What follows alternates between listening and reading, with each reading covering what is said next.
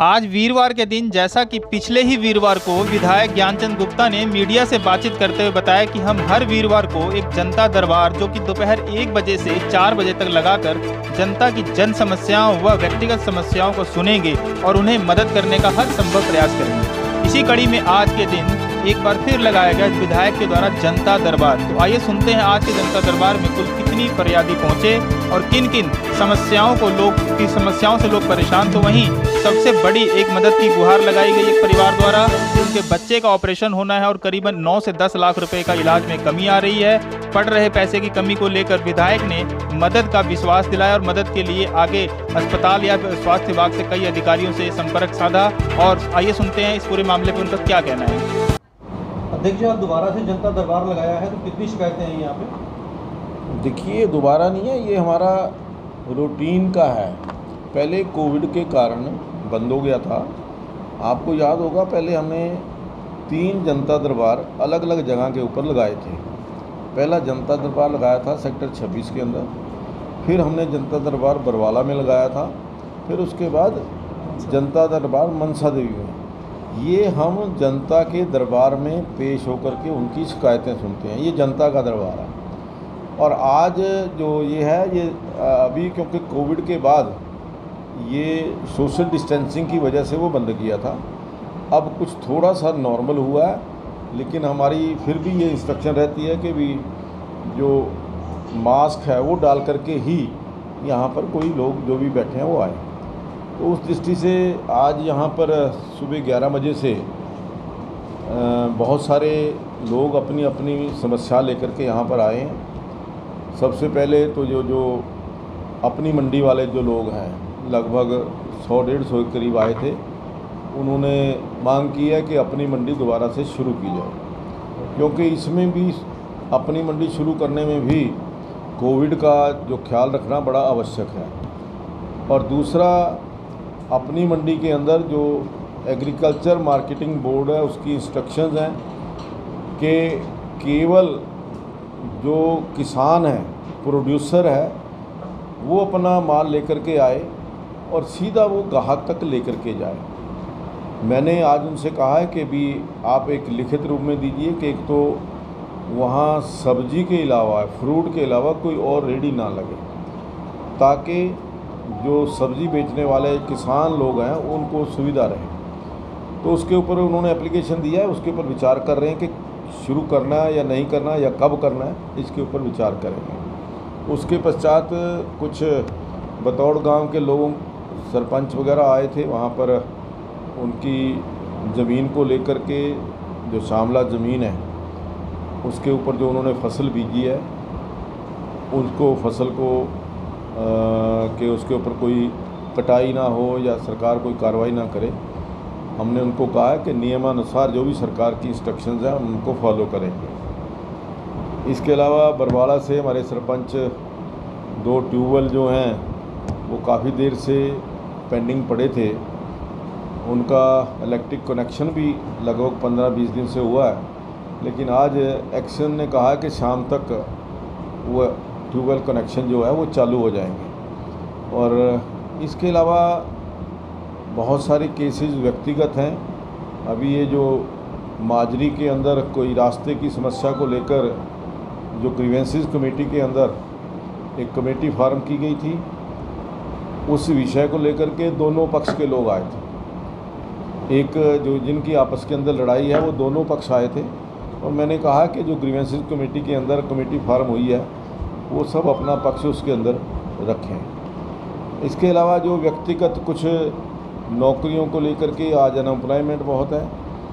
नौकरी लगवाने के लिए बहुत सारे लोग जो हैं वो लेकर के आए थे। और 1-2 लोग, जैसे एक बच्चे के हार्ट का लीवर ट्रांसप्लांट होना है, उसके लिए फाइनेंशियल एड के लिए उन्होंने रिक्वेस्ट की है।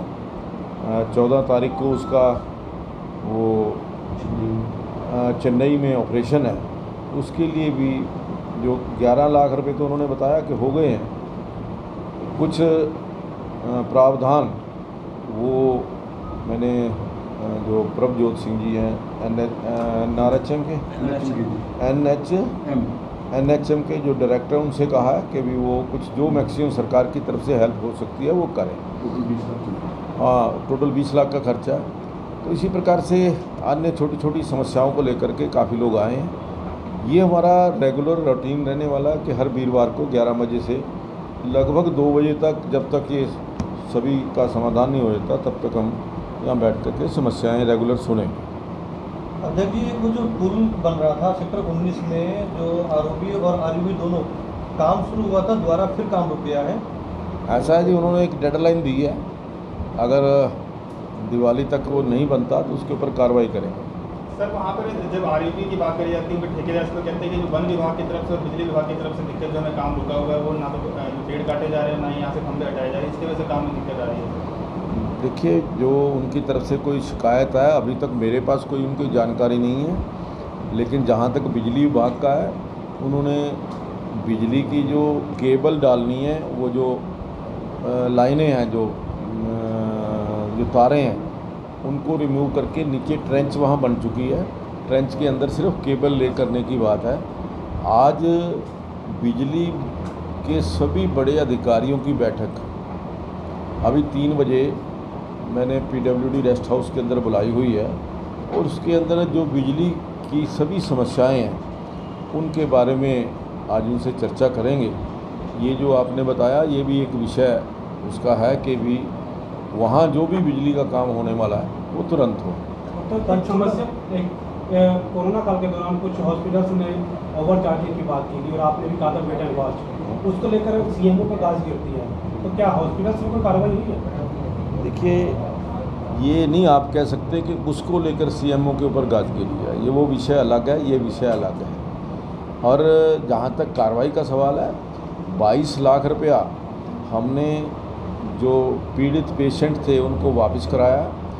अभी 30 जुलाई तक हमने सभी हॉस्पिटल को टाइम दिया है कि सेल्फ ऑडिट करके कि जो भी उनकी पेमेंट बनती है वो वापस करें। नहीं करेंगे तो उसके बाद 30 जुलाई के बाद फिर दोबारा लेंगे। वापस कराना क्या हल है? जो क्या कोई पर्चे दर्ज होंगे या कोई और उनके खिलाफ एक्शन लिया जाएगा? ये देखिए, अभी तक कोई FIR या पर्चा दर्ज कराने की बात नहीं आई है, लेकिन मैं समझता हूँ कि पीड़ित को तो रिलीफ तभी मिलेगा जब उसको कुछ FIR हो भी गई उनके खिलाफ, तो जो पीड़ित आदमी है तो उसको क्या फ़ायदा, उसको क्या मिला। ये ठीक है कि वो ऐसे लोगों को एक नसीहत मिलनी चाहिए कि ताकि दोबारा वो इस प्रकार से कार्य ना करें, बट उन्होंने रिटर्न के अंदर ये अपनी गलती को मानते हुए लिख करके दिया कि इस प्रकार से दोबारा नहीं होगा। अध्यक्ष जी, 1 महीना हो गया पंचकुला को मेट्रोपॉलिटन सिटी घोषित हुए, बट अभी तक उसका कुछ जमीन पे नजर नहीं आ रहा, कुछ भी ना ऑफिस, ना कोई कौन सा रहेंगे उसके अंदर, अधिकारी कौन रहेंगे। धीरे धीरे देखिए होता है क्या।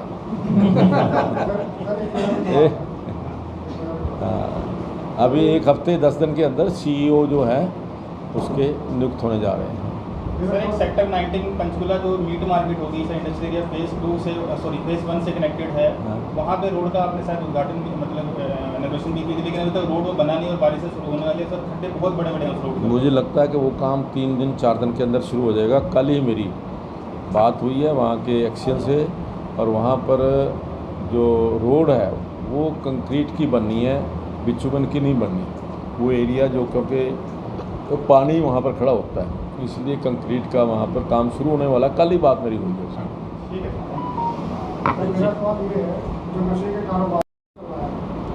देखिए, इस मामले को लेकर सर गृह मंत्री के पास जाने से पहले आपसे नहीं मिले थे, यही से सेक्टर साहब के पार्षद थे उषा रानी जी, उन्होंने आपको शिकायत भी दी थी और मैंने उसके ऊपर कार्रवाई करने के आदेश भी दिए थे। और बड़ा दुख है कि जो एक्शन होना चाहिए, जिस गति से होना चाहिए, वो नहीं हुआ। और मैंने अब फिर कल भी मैंने उनको कहा है कि इसके ऊपर तुरंत एक्शन हो, और इसके लिए भी अलग से मीटिंग बुलाई है। अभी परसों कब है वो मीटिंग इनकी कमिश्नर, और कल 12 बजे इसकी मीटिंग बुलाई हुई है।